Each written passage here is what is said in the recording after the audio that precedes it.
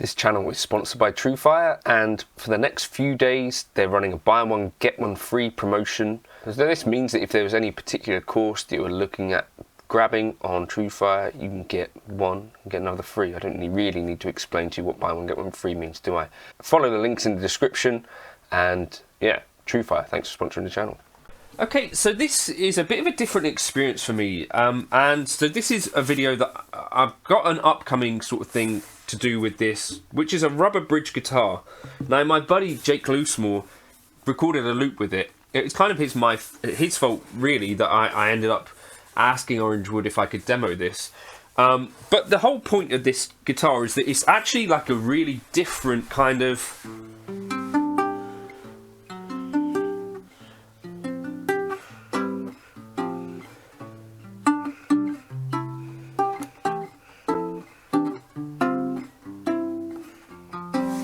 different kind of organic sound.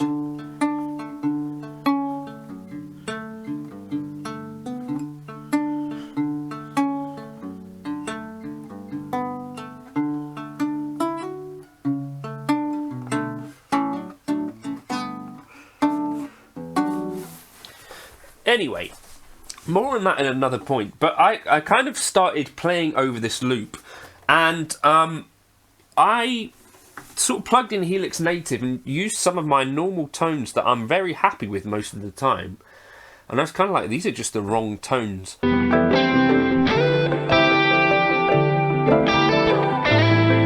And so this is a video kind of talking about that a little bit. Like, sometimes, like, the digital haters, you know, that say like digital just doesn't sound right. There's, I think, a time and a place maybe where absolutely the right thing for the track or for the gig is actually not going to be digital, and maybe just an amp makes more sense, maybe.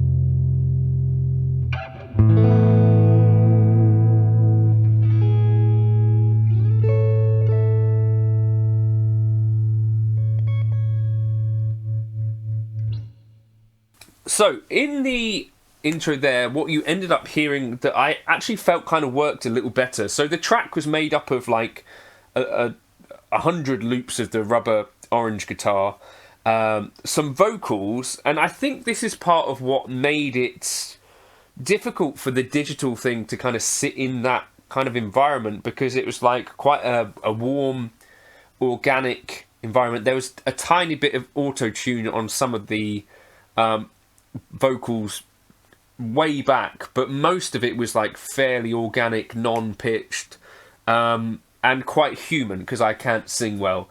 But so that was kind of the thing, and then it's like actually you put this digital thing in there, and it kind of then starts to sound that doesn't really sit too well. So I guess it's about finding the right tone and finding the right kind of thing like that. But I remember hearing Rob Harris from Jamiroquai talking about this sometimes, where it's like it depends on what type of track you're recording to, because he does a load of session work. And sometimes just like a guitar DI or just a guitar into like a UA plugin or something like that is the right thing, or his quad cortex. But what he said more or less is that if there's more acoustic instruments in there or real instruments, that you have to then, well, you don't have to, but you maybe consider like using a real amplifier. And another thing that I've heard, not just Rob, but also I think Bukovac and some other people talk about, is the way that if you stack tracks of real amps versus sort of digital stuff, that you get quite a different sort of feel, maybe. Now, that bit's a little bit more difficult, but in some cases you think there's probably some truth to that. Like if it's like an all digital tone, with most digital products you're going to get some aliasing, and so like the more tracks that you have, the more aliasing, you know, potentially that's going to muddy up your track a bit and stuff like that. Now, what I would say is that I think like the rubber bridge guitar brought a lot of organicness, a lot of imperfection. I felt like when I plugged the normal native thing into that it was just kind of like, well, it just stands out too much. Whereas the guitar amp, so I've just a Fender Deluxe Reverb on like 6, and then a mic here about 6 inches away, Royer 121. And although it's not like I think this is maybe what helps about it. It's not a perfect tone by any means, and I think that is part of it. It's like a little bit maybe like there's some low end kicking through, which, you know, helps sort of stand against some of the warmer rubber bridge guitar thing. I put some room sound on it, although there'd be some amount of it, but not loads anyway from the mic, because it's bipolar or whatever the word is.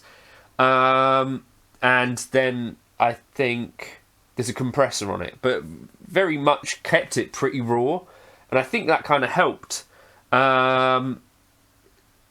So yeah, that was kind of a bit of a lesson for me, because I think it does apply to a gig as well. And this has been my rule in general. Like if it's a one guitar gig, I think you're fairly safe showing up often with just whatever you like. Like it could be a modeler, and in most cases, like if it's a function band or like a, you know, touring band these days, a modeler is going to work pretty nicely. The one situation where I think I would never take a modeler to a gig where the other guitarist was using an amp. That's the one situation where it's like, look, in that case, you probably need to be sort of matching that. And I do hear about people doing that sort of thing. But yeah, I guess we could talk about that at some other stage. But like if I'm gigging with my buddy Jake Loosemore, and he's going to be showing up with a Sir Bella or a Fender Dual Professional, I've got to have an amp as well to kind of sit in that mix. Otherwise, that's one of the things where I don't think digital and analog blends so well, because it's like, well, this one is designed or used in many cases to be a bit more quiet on stage. This one is just old school raw amp in the room type thing. I think those two things are a little bit like oil and water or something. It doesn't mix particularly well. Anyway, so I was quite happy that I've done that as an experiment. Now, there was one little thing that I felt did actually kind of help the guitar to sit back into that context a bit better. Now, in Line 6 Helix, there's this ADT plugin which does like automatic double tracking. So these were invented, I think, in by George Martin at Abbey Road, I think. But basically, you have two reels playing the same thing, but you pan them and you introduce a delay, and in that way you get like an automatic double tracking. So obviously this is doing some tape coloration. I believe Steve Wilson's talked about this as well, in terms of getting a digital signal to work in a context where there are other things going on, or something to make it slightly less pristine and introduce back some of the sort of analog feel that you might get. And one of his things was like, I think either tape or cassette emulation.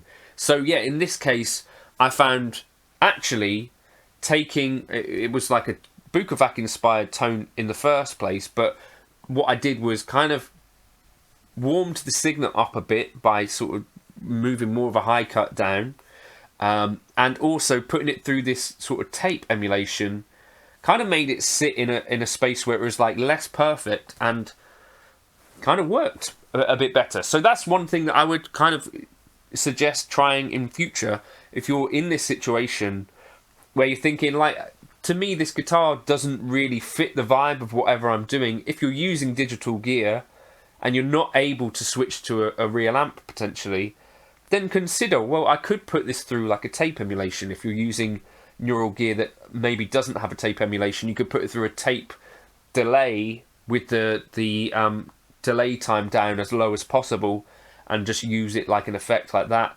But I think this is the sort of thing that is maybe going to become more and more useful in terms of differentiating music from stuff that is created, like AI created and stuff like that. Because I imagine that one of the things that the AI stuff is going to do is start to sound quite similar to one another and things that have already been done. Whereas, you know, is there loads of stuff out there with like a rubber bridge design that kind of sounds halfway between an acoustic and a nylon? And this lo-fi aesthetic, like the McG thing and stuff like that, I don't know. So to fit your perfect digital signal in with that, I think consider maybe using some sort of tape emulation. Strymon Deco in the Line 6 stuff. The Retro Reel is really good for this, or the ADT Automatic Double Tracker. But I'll drop that preset up into the Gumroad if you want to check that out. It'll be called Bukovac Tapes, I think. Catch you in another video soon. Cheers.